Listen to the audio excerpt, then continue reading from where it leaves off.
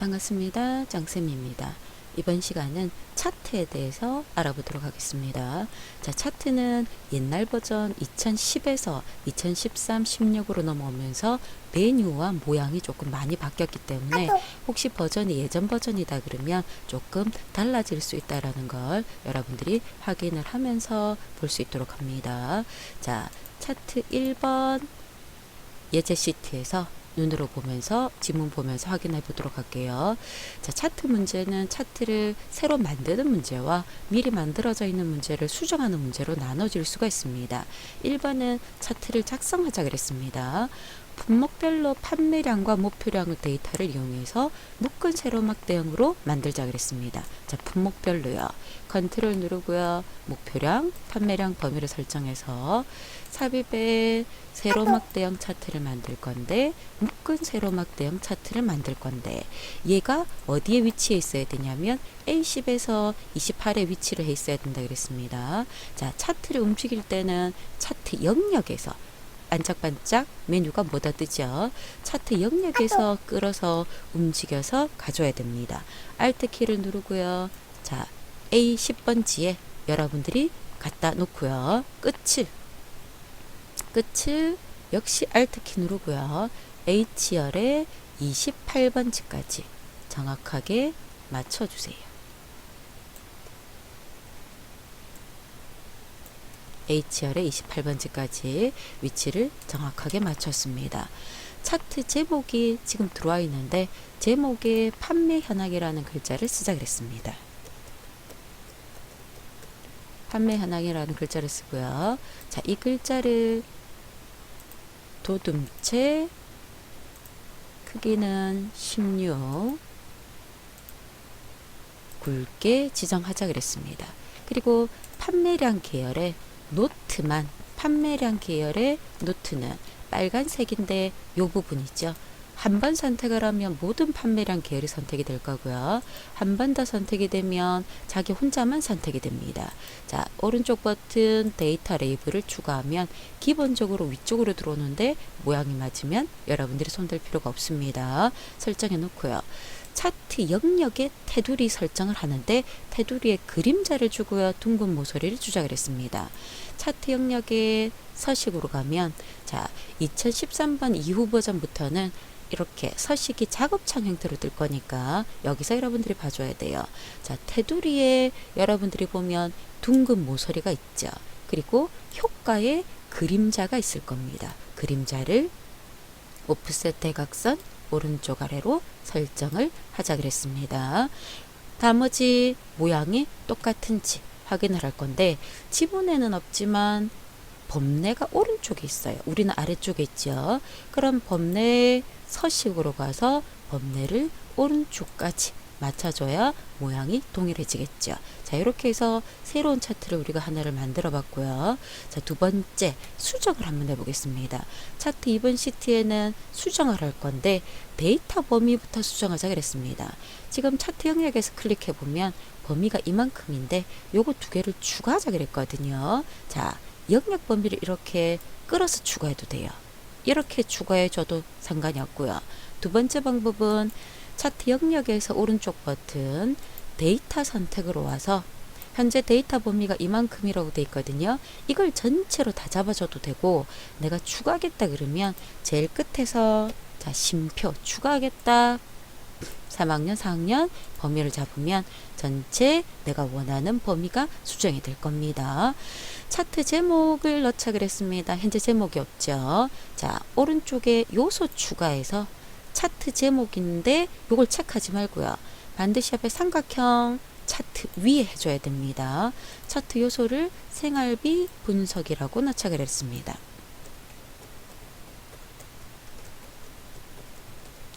제목을 넣고요. 글꼴 굴림체 크기는 14 굵게는 되어져 있습니다. 자, 그리고 가로 항목축 얘가 가로 항목축이죠. 글꼴 크기를 12로 주자 그랬습니다. 네 번째 4학년의 숙식 하수근 요거 한 개죠. 얘만 데이터 레이블 추가를 해줄 거고요. 범례를 아래쪽으로 변경하자 그랬습니다. 범내 서식을 아래쪽으로 변경을 하고요. 범내에 테두리를 주자는 뜻이거든요. 그럼 범내에 테두리를 줄 건데 그 테두리 중에서 그림자 부분 줄 거고 채우기를 흰색 배경이라 하자 그랬습니다. 그림자는 효과 있다 그랬죠. 효과에서 그림자를 줄 거고요. 채우기 단 색깔을 줄 건데 흰색 배경 1번을 주자 그랬습니다. 자, 그렇게 해서 이렇게 해당되는 차트가 만들어졌다.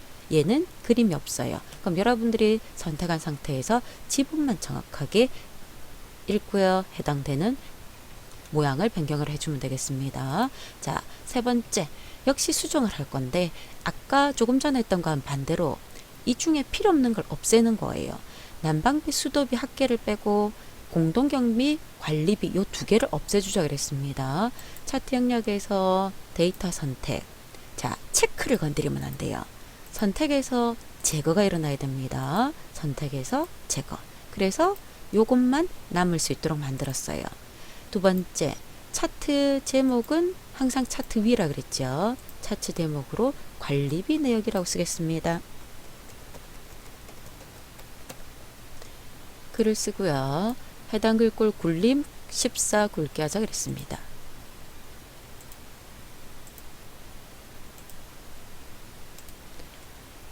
세 번째, 합계라는 계열. 요 파란색입니다. 요 위에서 오른쪽 버튼 데이터 계열 서식으로 가도 되고요. 요걸 범내에서 한 개만 선택해서 오른쪽 버튼 계열 서식으로 가도 됩니다. 종류를 바꾸고 축을 바꾸는데 자, 내가 데이터 종류를 먼저 바꾸고 서식에서 보조축으로 바꿔줘야 되겠죠. 근데 2013 버전 이후부터는 요 종류 자체가 여기에 콤보 종류에 따로 설정을 해서 계열 서식으로 들어가지 않고요. 보조축으로 바로 설정하게끔 메뉴가 따로 만들어졌기 때문에 이걸 쓰는 게 더 편해요. 자, 표식에 있는 것 건산형 그리고 보조축으로 설정을 하겠다. 요렇게 변경이 될 겁니다. 네 번째, 보조축에 제목을 쓰자 그랬습니다. 요소를 추가해야 되겠죠. 축의 제목인데 보조 세로축만 추가를 할 거고요. 얘를 세로 방향으로 설정하자 그랬습니다. 축 제목의 서식에 옵션에 내가 요 크기 속성에 보면은 세로 텍스트 방향이 세로가 있고 세로형이 있어요. 세로 하자 그랬기 때문에 세로로 맞춰주면 되겠습니다. 세로로 글자를 합계라고 적을게요. 합계라고 적을 거고요. 표시 눈금 단위를 만으로 지정하자 그랬습니다. 이 세로축에 서식에 가보면 자, 내가 원하는 축의 옵션이 최소 최대 쭉 있는데 그 아래쪽에 보면 표시 단위라고 있어요. 이걸 만으로 하자 그랬습니다. 만이 이거죠. 표시 눈금 단위를 만으로 설정을 해주자 그랬습니다. 한글로 만이 아니라 자, 다시 보세요. 축의 서식에서요. 축의 표시 단위가 화면상에서 글자로 만이라는 게 없죠. 내가 만이라고 돼 있는 거 요 상태로 가져야 됩니다. 그래서 이 만이 숫자 만이구나 생각을 해주면 돼요.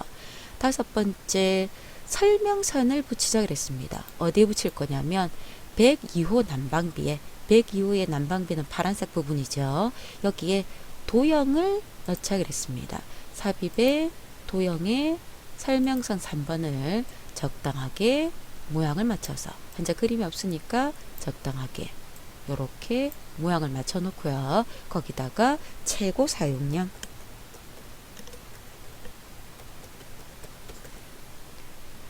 크기를 조절해 주면 되겠죠.